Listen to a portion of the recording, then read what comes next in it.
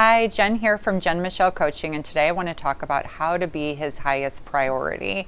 This is a question that I receive a lot. How exactly do you convey this? It's definitely not through words, and so let's talk about some sort of subtle and silent ways to be his highest priority.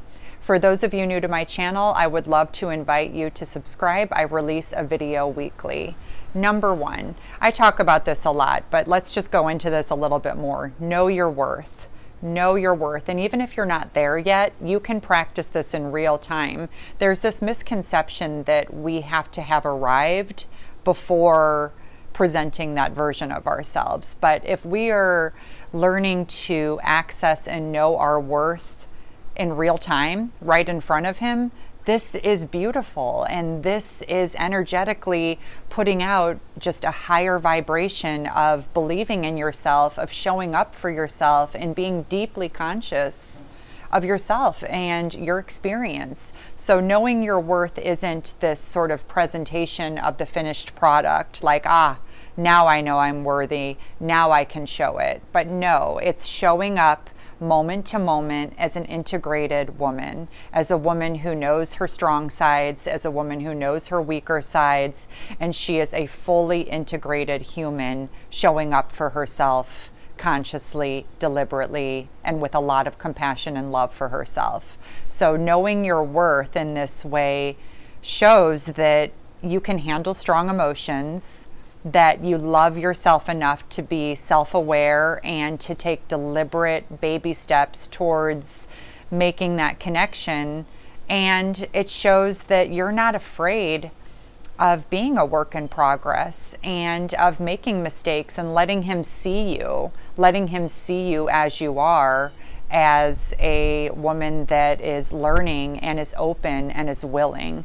So beautiful. So really, how can you show up for yourself in this way? And how can you practice loving yourself in real time so he can connect deeper to the authentic parts of himself when he's in your presence? This is so powerful and is really what allows a man to be inspired, to feel at home with you, and to just cultivate that deep, lasting, intimate love that I talk so much about. Number two, don't be overly accommodating. There is no need to bend over backwards, right? We will often feel like we can't make a fuss. We need to make it as easy on the other person as possible. So we will over accommodate so he doesn't have to feel uncomfortable, he doesn't have to access problem-solving skills, he doesn't have to jump through any hoops. And in fact, while we want to be respectful of another person, it's okay to own where you are and to not jump through hoops or over accommodate, and just to speak your boundaries or speak your truth or speak your preferences. Of course, we want to do this in a way where we're not setting him up to fail, where we're asking for something that's out of his abilities, because of course that's going to land the opposite way, but instead to just own what our experience is. Let me give a little subtle example, and then you can take this into many different things. So for example, let's say you're going out and he asks where you want to eat. The over accommodating would be, I don't know, where do you want to eat? Or I don't want you to have to drive too far, or I don't want you to have to go out of your way, so let's pick the place by your house. Or you don't make a decision that's rooted in your authentic, honest preferences and truth. And so this may seem really benign, but consider this adds up over time. So you want to take a moment, you want to think about what your preference really is, from a very clean and clear space where you're not moving into his head, thinking about what he may need, and you're speaking, I would like Italian food, or I would like sushi, or whatever it is. You're speaking for yourself. And then if he says, no, I can't do that, okay, no problem. Then you find a different compromise, but you're speaking from your vantage point, not slowly creeping into what the other person may need. Number three, embrace this truth. The more he invests in you, the more he values you.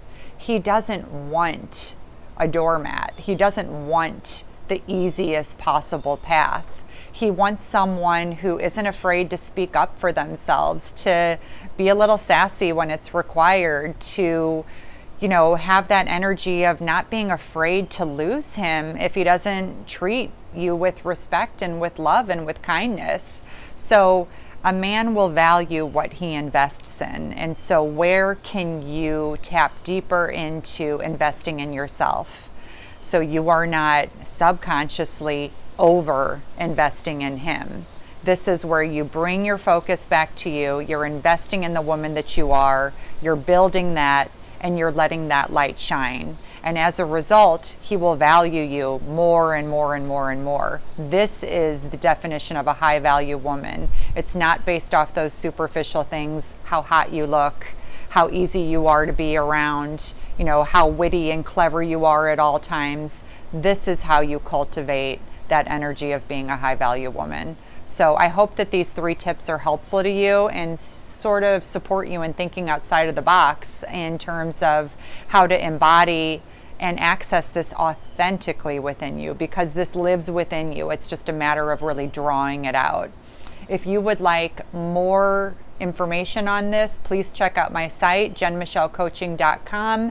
I have my new group program coming out, Attract Him Forever. This is a small group coaching program where we go really deep into some of these topics and conversations. Please check out the link below. It's in the video description. And if you have questions, email me at jen@jenmichellecoaching.com. Much love, and I'll see you next week. Bye.